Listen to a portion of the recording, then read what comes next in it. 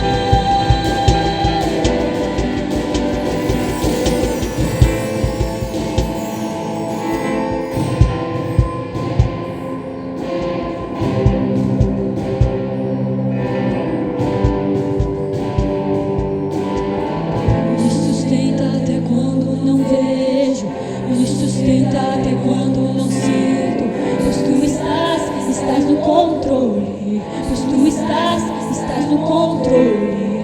Me sustenta até quando não vejo, me sustenta até quando não sinto. Pois tu estás no controle. Pois tu estás no controle. Me sustenta até quando não vejo, me sustenta até quando não sinto. Pois tu estás no controle. Pois tu estás no controle.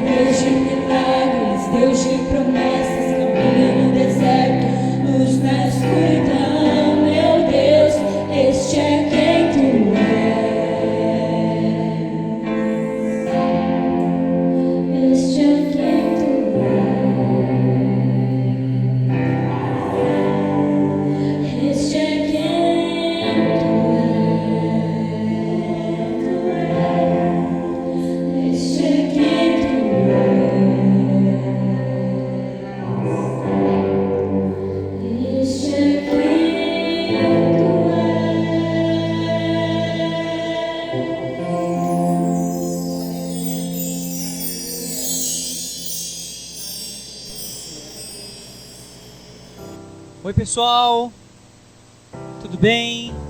Deus abençoe a todos mais uma vez. E mais uma vez nós estamos aqui reunidos aqui nesse lugar, sem a maioria do pessoal, da galera que nos acompanha, que está sempre com a gente. Mais uma vez eu quero falar, infelizmente nós estamos vendo essa situação, mas em contrapartida, graças a Deus, porque Ele não tem nos dado recursos e direção para fazermos uma reunião diferenciada, mas não deixarmos de nos reunir, de fazer aquilo que Deus tem colocado no nosso coração. Eu quero agradecer a Deus, porque Deus tem cuidado de nós e Ele, tenho certeza que continuará cuidando da gente. Que essa certeza alcance seu coração também aí, aonde você estiver, que você possa estar sendo alcançado com a certeza, com a convicção de que Deus cuida de nós. Como nós acabamos de ministrar, acabamos de cantar, Deus está no controle.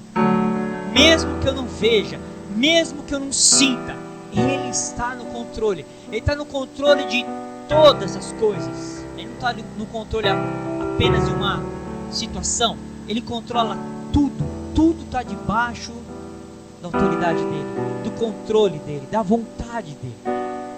Nós confiamos e cremos nisso. Por isso nós estamos aqui para professar mais uma vez a palavra dele, para dizer mais sobre ele, para compartilhar aquilo que ele tem colocado no nosso espírito, para falar, para dizer, para compartilhar.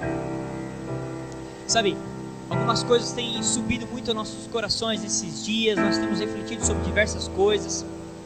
E por um lado foi bom que isso tudo aconteceu, porque nós estávamos tão ocupados, tão cheios de nós mesmos, tão atarefados, tão divididos, tão ansiosos, tão cheios de condições que nos envolviam dia após dia, que essa parada talvez vai nos levar a uma condição diferente a partir de agora. Que assim seja, sobretudo com todos nós. Às vezes nós estávamos tão envolvidos, tão ocupados com os afazeres, com o nosso dia a dia, com as coisas que nós estávamos envolvidos, que não existia nenhum espaço mais no nosso coração para nenhum quebrantamento. Não existia mais quebrantamento em nós, não existia mais quebrantamento no meio do povo. existia mais fome, não existia mais sede, não existia mais clamor, não existia busca genuína, real, de prostração, de entrega genuína a Deus. Nós não estávamos mais nos quebrantando da forma que Ele espera que a gente faça. Não porque Ele gosta que a gente seja destruído, quebrantado, não. É porque quando nós fazemos isso, nós nos rendemos e nós deixamos de lado tudo que é nosso e buscamos a Ele, e queremos a Ele, e só esperamos por Ele. Deus é o nosso Deus e nós confiamos nisso. O Deus que não pensou em dar o seu Filho a nosso favor. A Bíblia diz que Deus, Ele deu o seu Filho. Deu. O amor, a maior expressão de amor é essa: dar. Ele deu o seu Filho para que todo aquele que nele crê não pereça, mas tenha vida eterna. Sabe, hoje eu quero compartilhar com vocês algo que sim, que Deus me direcionou. E eu queria ler com vocês o que está no livro de 1 Reis. 1 Reis, capítulo 19, a partir do verso 1. Nós vamos falar também um pouquinho daquilo que nos envolve, porque esse texto, isso que vai ser compartilhado hoje, tem um pouco a ver, na verdade tem muito a ver com aquilo que nós somos hoje como igreja, como 7K Church. Talvez alguns vão entender um pouquinho mais, por que nós somos 7K.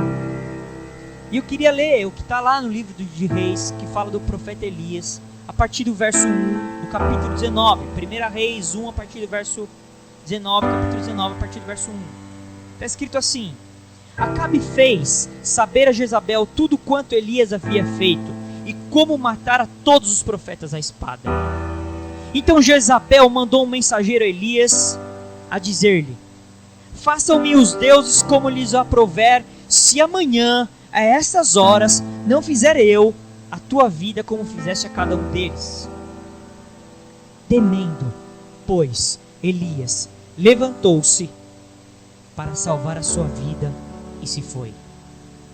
E chegou a Berseba, que pertence a Judá, e ali deixou seu moço. Ele mesmo, porém, se foi ao deserto, caminho de um dia, e veio e se assentou debaixo de um zimbro, e pediu para si a morte, e disse: Basta! Toma agora, ó Senhor, a minha alma, pois não sou melhor do que meus pais. Deitou-se e dormiu debaixo do zimbro. Eis que um anjo tocou e lhe disse: Levanta-te e come. Olhou ele e viu, junto à cabeceira, um pão cozido sobre as pedras, em brasa, e uma botija de água. Comeu, bebeu e tornou a dormir. Voltou segunda vez o anjo do Senhor, tocou-lhe e disse: Levanta-te e come, porque o caminho te será sobre modo longo. Levantou-se, pois, comeu e bebeu, e com a força daquela comida caminhou 40 dias e 40 noites até Horebe, o monte de Deus. Verso 9. Ali entrou numa caverna, onde passou a noite, e eis que lhe veio a palavra do Senhor e lhe disse: Que fazes aqui, Elias? Ele respondeu: Tenho sido zeloso pelo Senhor, Deus dos exércitos, porque os filhos de Israel deixaram a tua aliança, derribaram os teus altares e mataram os teus profetas à espada, e eu fiquei só, e procuram tirar minha vida. Disse-lhe Deus: Sai e põe-te deste monte perante o Senhor. Eis que passava o Senhor, e um grande e forte vento fendia os montes e despedaçava as penhas diante do Senhor. Porém o Senhor não estava no vento. Depois do vento, um terremoto. Mas o Senhor não estava no terremoto. Depois do terremoto, um fogo. Mas o Senhor não estava no fogo.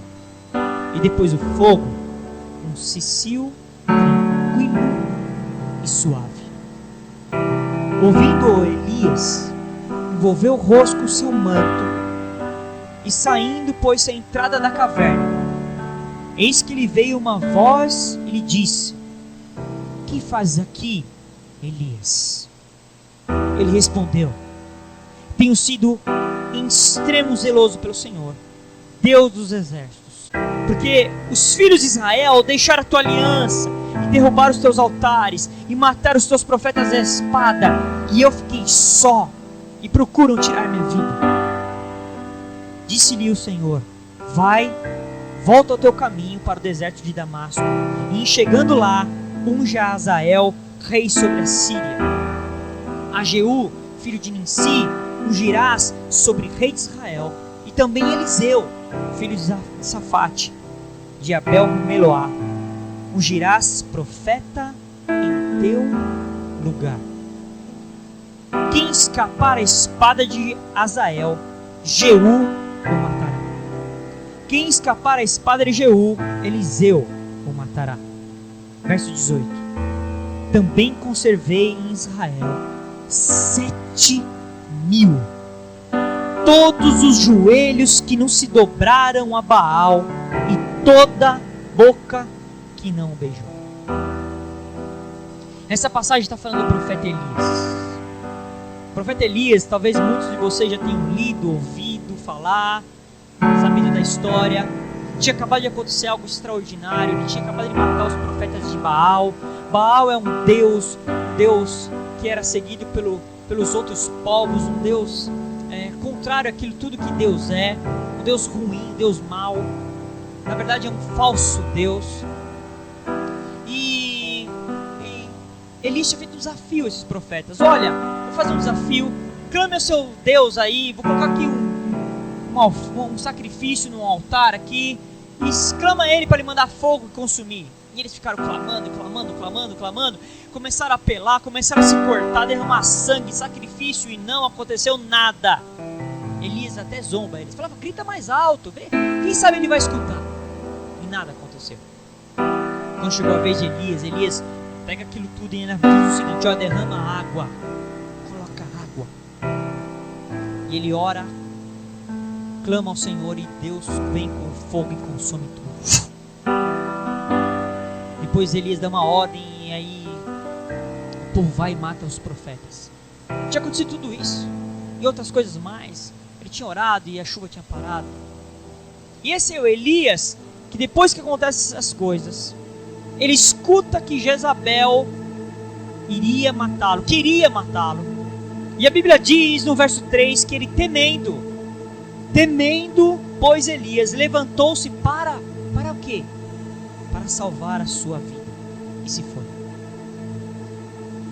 E aí ele vai para o deserto, como nós lemos. Um anjo manda ali comida, depois ele come, bebe e dorme, volta e vai dormir.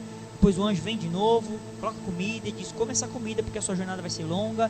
E a Bíblia fala que aquela comida o sustentou por 40 dias e 40 noites, até que ele chega lá no Monte Horebe, que é chamado Monte de Deus. E a Bíblia diz que ali, no Monte de Deus, ele entrou numa caverna. Ele entra numa caverna e a palavra diz que ele ouviu uma voz. E a voz veio até ele e fez-lhe uma pergunta: o que fazes aqui, Elias? O que fazes aqui, Elias? E Elias responde: olha, eu sou zeloso pelo Senhor. Os filhos de Israel deixaram a sua aliança, quebraram os altares, mataram os profetas à espada, e só ficou eu. Só eu. E ainda querem me tirar a vida. Aí Deus manda ele sair. Ele sai, e a Bíblia fala que o Senhor passava com um grande vento. O vento era tão forte que fendia os montes, despedaçava as penhas. Mas a Bíblia diz que Deus não estava nisso. Depois vem o terremoto. Depois do terremoto um fogo. E Deus não estava nem no terremoto, nem no fogo. E depois de tudo isso, a palavra diz que vem um sussurro de Deus. Um cicio, um sussurro suave. A voz de Deus vem novamente e faz a mesma pergunta: Elias, que fazes aí? Elias respondeu da mesma forma: sou zeloso ao Senhor, Deus dos exércitos. Os filhos de Israel deixaram a tua aliança, derrubaram os teus altares, mataram os teus profetas, a espada, e só ficou eu, e ainda procuram me tirar a vida. E essa resposta de Elias fez com que Deus fizesse algo. Falou, olha, a partir de agora, você vai ungir Azael como rei, vai ungir Jeú, e Eliseu vai ficar no teu lugar. Sabe por quê, Elias? Porque eu separei para mim, eu reservei para mim 7.000 em Israel que não se dobraram a Baal.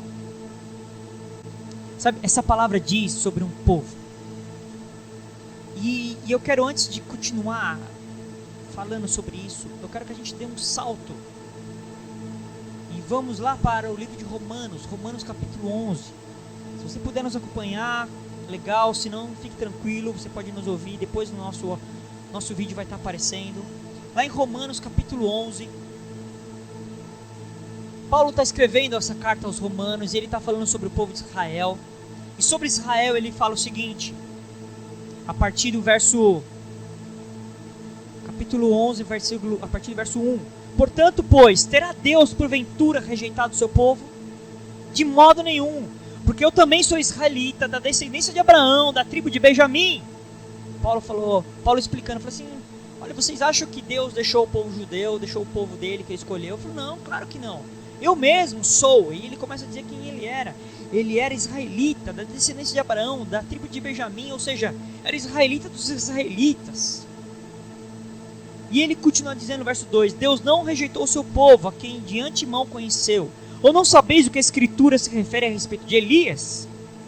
Como insta perante Deus contra Israel, dizendo, e aqui Paulo vai dizer a mesma coisa que nós acabamos de ler, o que aconteceu lá em Reis, capítulo 19.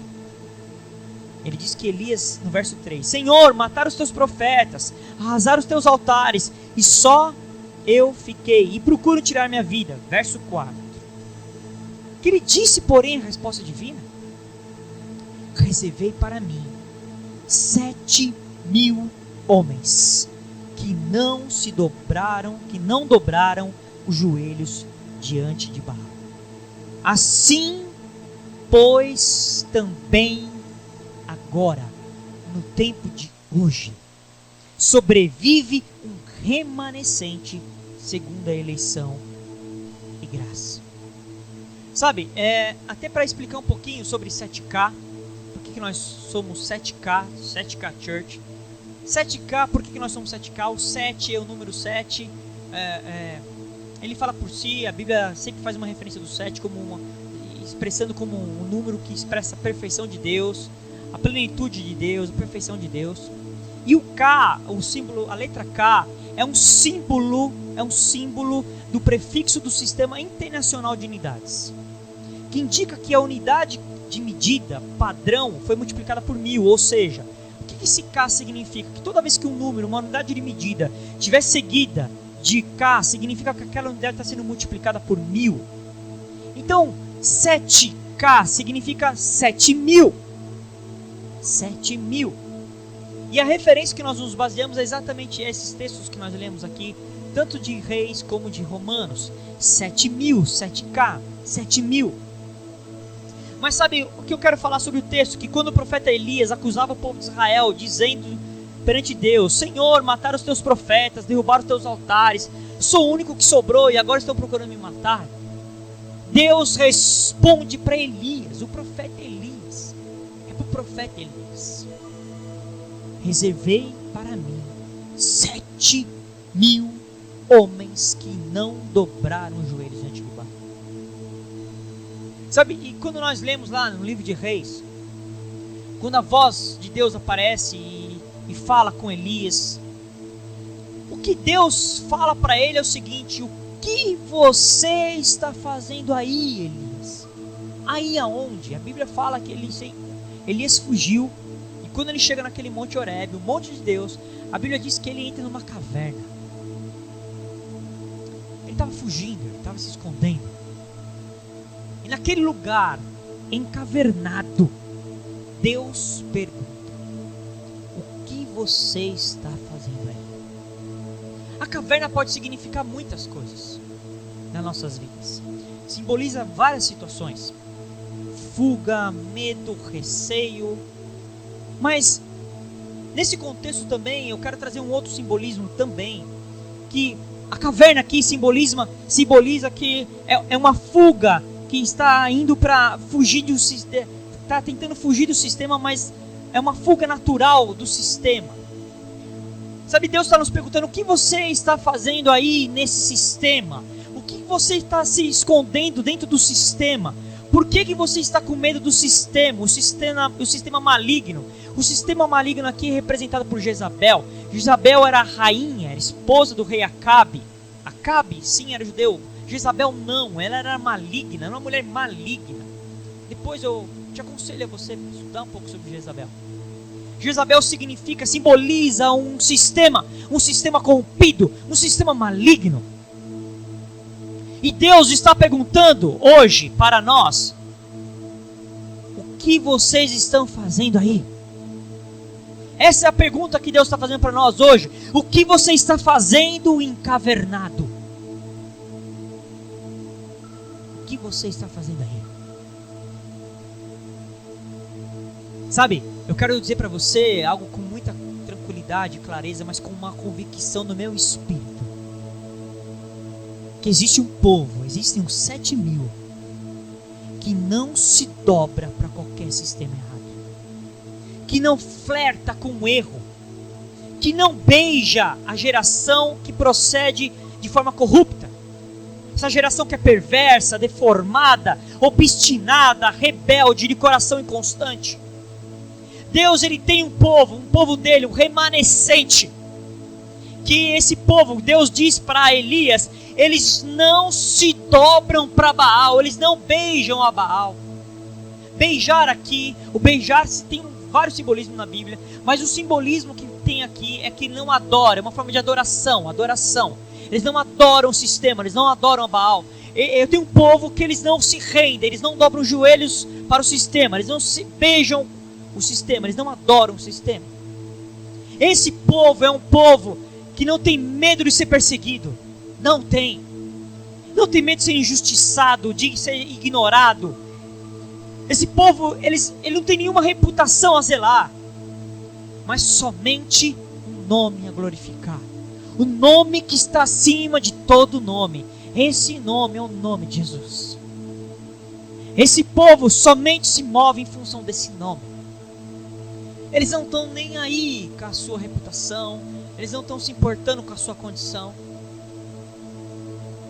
E a Bíblia diz, Deus falando para Elias, mas quando nós vamos lá em Romanos, ele está dizendo que hoje é igual. E aqui sim,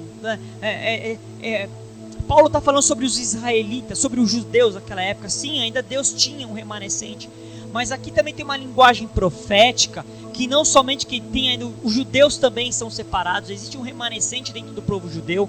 Sim, é verdade, existe um remanescente dentro do povo judeu que ainda vai reconhecer, ou que já reconheceu a Jesus como o Messias, reconheceu Jesus como Filho de Deus, o enviado. Esses se renderam, se converteram. Sim, esse remanescente existe também, mas existe um remanescente aqui profético que Deus está falando, que é de um povo, não somente um judeu, não somente o povo judeu, mas é um povo. Quem é esse povo? É o povo convertido, é o povo que se entregou, o povo que se rendeu a Deus e que não se rende a Baal, que não se dobra para o sistema, que não tem medo do que vem de fora e que não se esconde em cavernas. É um povo que não se encaverna. Tanto é que Deus falou assim: tem um povo meu lá ainda em Israel, que não está escondido, não está encavernado. Existe um povo que Deus conserva, que Deus conservou, que Ele reservou, que Ele separou, que Ele guardou para Ele. É um povo dentro de um povo. Deus preservou um povo para cumprir o que está escrito, estabelecido na palavra dele. É esse povo que agora está sendo demandado por Deus. É agora, é o tempo dos 7.000. É o tempo dos 7.000 se manifestar. O número 1000 na Bíblia, quando nós vemos o número 1000, significa um simbolismo de multidão. Multidão. O número 1000 significa multidão, uma quantidade tão grande que não se pode contar. Ou seja, quando está se falando de 7.000, quando Deus fala de 7.000, não é um número literal, não é um número fechado. Não caia nesse erro de pensar nisso. Não erre nisso. Não é um número fechado. É uma forma que Deus está dizendo que Ele tem um povo, que Ele tem uma multidão que não se rende para Baal. Uma multidão que não tem nome, que não tem reputação, que não tem títulos, que não tem cargos, mas que ama a Deus de todo o coração. E por que 7.000? Porque o número 7, como nós falamos, demonstra, simboliza a perfeição. Então 7.000, quando Deus está dizendo que tem 7.000, significa uma multidão perfeita, plena, habilitada, apta diante de Deus. Esses são os 7.000 que Deus espera, conta, reservou, que não cessa, esse remanescente fiel, que a Bíblia diz no verso 5 do capítulo 11 de Romanos. O remanescente fiel, Deus sempre teve um remanescente fiel, e agora vai continuar sendo assim. Existem os 7.000 que não se dobram para Baal. No ápice das crises, esses 7.000 são os que mantêm a adoração ao único Deus verdadeiro, que não se dobram para o sistema errado, que oram sem cessar, que mantêm o testemunho, que demonstram sua fé pelas obras que praticam. Esses 7.000, nesse tempo de pandemia, estão sendo demandados. São esses que estão sustentando a igreja através da intercessão, do clamor, da oração, da sua postura. Sabe, no capítulo 9, um pouquinho antes, lá em Romanos capítulo 9, no verso 27. No capítulo 9, no verso 27 de Romanos, Deus diz, olha o que vai acontecer com o remanescente. Mas, ele falando aqui no verso 27, mas relativamente a Israel, dele clama Isaías, ainda que o número dos filhos de Israel seja como a areia do mar, o remanescente é que será salvo. É o remanescente que vai ser salvo. Não vai ser a multidão que existia nas nossas reuniões. Uma multidão vazia, oca, sem expressão diante de Deus. Esses hoje correram, fugiram, estão acavernados, com medo da pandemia, do sistema econômico, da recessão, dos receios, dos males. Esses estão acavernados. Sabe que Deus está querendo dizer? Que existe um povo que Deus encontra, que Deus busca, que Deus separa. Sabe, esse é o propósito dos 7.000. Ouvir o chamado de Deus, não negociar as verdades da palavra, não fugir do sistema religioso corrompido, nem do sistema que o mundo está submetido, e nem se esconder em cavernas, mas que vive, exala, guerreia pela palavra. Esses são os 7.000 que Deus está chamando. A igreja viva, a igreja que se move, porque a igreja não é algo estático, não é uma torre, não é um prédio, não é algo parado, estático, que precisa estar sempre sendo cuidado, porque senão vai ser destruído pela ferrugem, pela traça, vai cair. Isso não é igreja, nunca foi o que Deus esperou. Sabe, no livro de Atos, no capítulo 11, verso 26, está escrito assim: tendo-o encontrado, levou para Antioquia, e por todo um ano se reuniram naquela igreja, e ensinaram numerosa multidão. Em Antioquia foram os discípulos pela primeira vez chamados cristãos. Sabe, toda vez que nós vemos na Bíblia, quando se fala algo sobre igreja, você nunca vê a igreja sendo retratada por um nome. O que nós vemos no máximo é a igreja sendo retratada pelo lugar que ela se encontra. A igreja em Éfeso, a igreja em Filipos, a igreja em Antioquia. Foi uma das primeiras igrejas que foram levantadas. A igreja está sempre em movimento. A Bíblia diz que eles foram até Antioquia, a igreja em movimento. A igreja está sempre em movimento. Quando o sistema quer nos acavernar, quando Jezabel quer nos acavernar, ela quer acabar com a influência nossa na terra, nós não podemos nos render a isso. Sabe, na época do Egito, lá atrás, da Babilônia, quando eles iam construir as coisas que eles construíam, os templos, os lugares que eles precisavam construir, eles usavam escravos para fazer a maioria das vezes os tijolos, e os tijolos eram feitos em moldes abertos, a maioria das vezes retangulares, Em geral, depois que eles eram feitos, eles eram deixados no sol para secar. E alguns tijolos, dependia do rei da época, de quem estava comandando o povo, eles colocavam expressões estampadas. No Egito, o nome do faraó, eles colocavam, escreviam ali no tijolo. Eram grandes tijolos às vezes. O nome do rei. Ou seja, todos seguiam o mesmo padrão de construção. Cada tijolo seguia o mesmo padrão do molde. Tinha um molde e cada tijolo era feito conforme o molde. Todos os tijolos eram iguais. Mesmo formato, mesma textura, mesmo tamanho, uma mesma identidade. Assim é a forma de edificação da Babilônia, do Egito. Mas Deus, quando Ele edifica, Ele usa pedras feitas. Não usa pedras feitas em moldes, não usa.